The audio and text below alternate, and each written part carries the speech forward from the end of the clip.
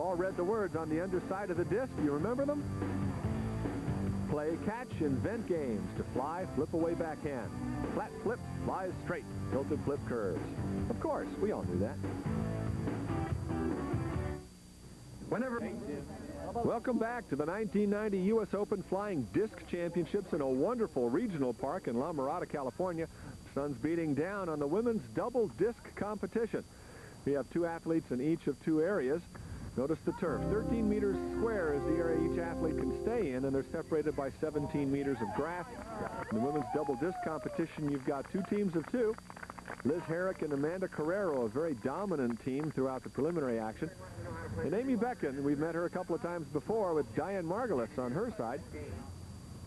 The athletes will be throwing 2 discs simultaneously, and you're not supposed to allow both discs to land in your turf at the same time. So you want to catch one and release it quickly and make sure that they land in the opponent's turf. In this case, Bekken and Margulies won the first game 13-15, or I should say 15-13. The action continues. Liz Herrick, nearest our camera, lets it go out of bounds, and they get a point on that one. And so after the second game, the tables turn. Herrick and Carreiro win it by the same margin. Team Safari evens up the score. They make the catch and wait for the second disc to be on its way before they release it again.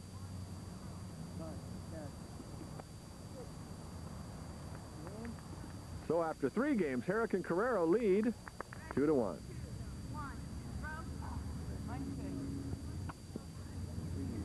Amy Bekken makes the catch and a quick release. The discs are usually, well, there's always one disc traveling. The trick is not to let them both land at the same time, and the official calls that one, maybe that's still in flight.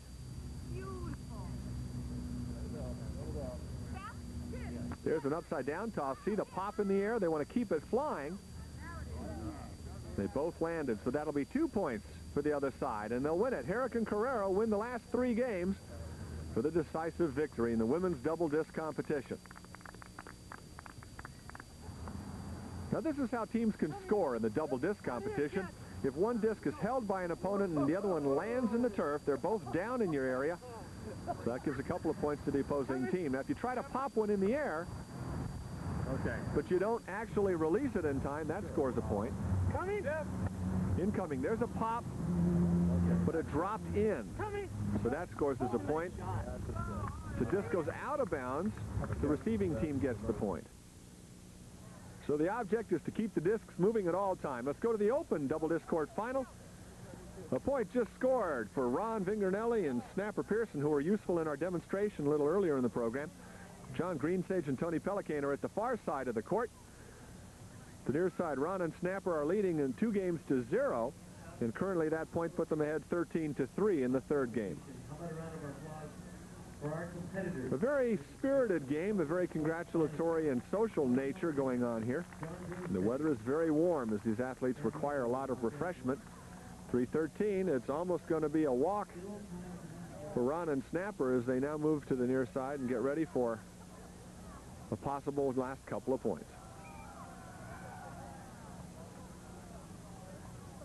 Each team has 1 disc that they throw on the identical count of 3. Once again, 15 points will win the game, and at least 1 disc should be in motion at all times. They make the first toss. The first catch is made on the far side.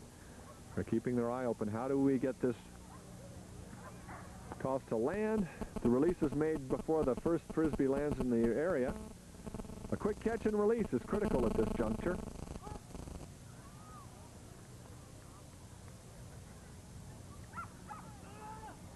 So a possible win here. That last one goes out. A double point for Vingernelli and Pierson.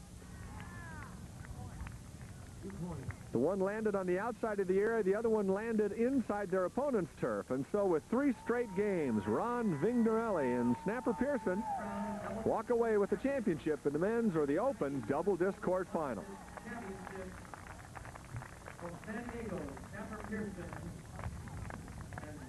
So the overall competition with 3.5 events taking place, John Friedman, 202 points and change, is leading Stephen Carlson in the women's events It's Carreiro over Pellicane by a slight margin. Amy Bekken is currently in third. We're here tonight.